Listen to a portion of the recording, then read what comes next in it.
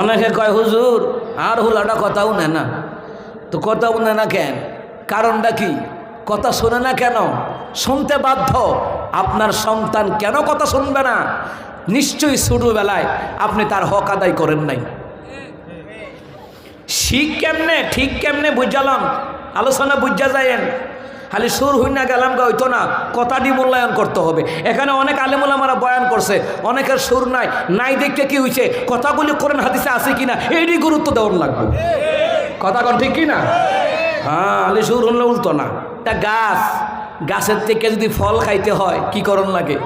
গাছটারে ছোটোবেলা লাগাইয়া যত্ন করণ লাগে, হাঁসে যেন না খায়, গরু যেন না খায়, বকরি যেন না খায়, মানুষের যেন নষ্ট না করে।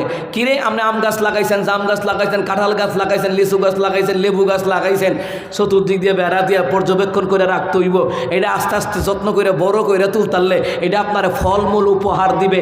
তেমনইভাবে ছোটো থাকতে সন্তানের হক আদায় করতে হইব। তখন সন্তান বড় হইলে বাপ মার হক আদায় করতে বাধ্য। কথা কন ঠিক কিনা? এইটা মাথায় রাখতে হবে।